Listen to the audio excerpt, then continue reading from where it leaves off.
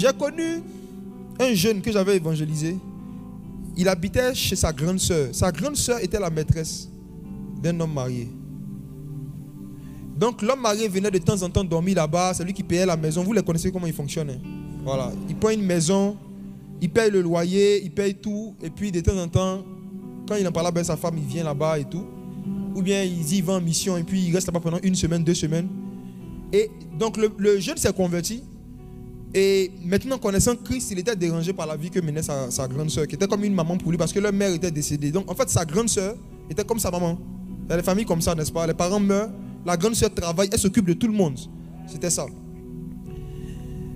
Il se lève un jour, pendant que sa grande soeur est en train de faire son love avec son chéri dans la maison, dans leur chambre, lui il vient taper. Répentez-vous.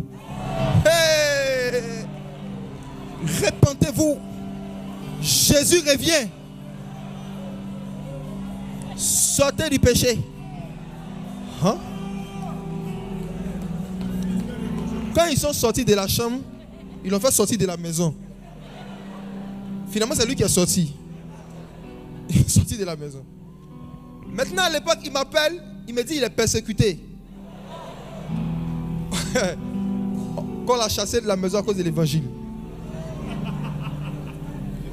Donc moi aussi je vais pour écouter le petit. Quand il m'explique l'histoire, maintenant je lui fais comprendre que non, en fait il y a une vertu que tu n'as pas. Là je vais souffrir les douleurs de l'enfantement jusqu'à ce que Christ soit formé en toi. Je dis en fait, tu n'es pas persécuté, tu es rééduqué.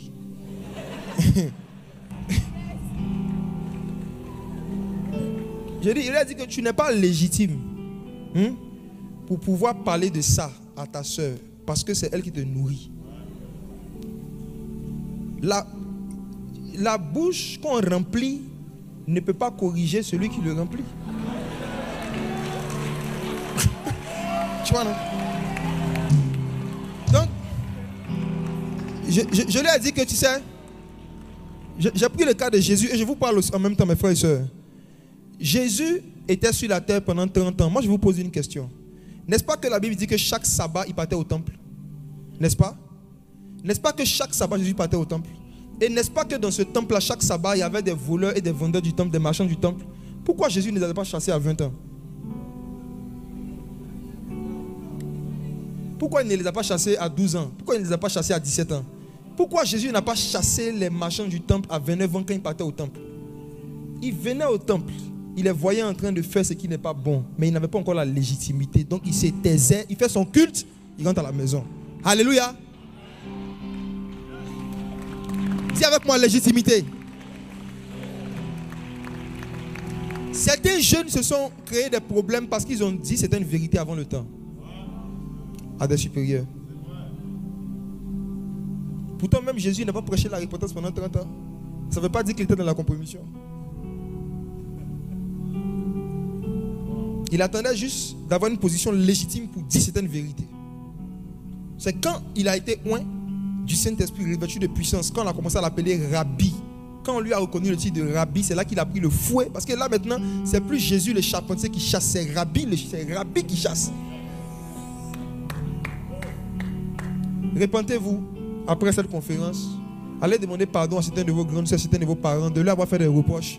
Même si ce que vous avez dit était vrai, vous n'étiez pas légitime à cause de votre âge.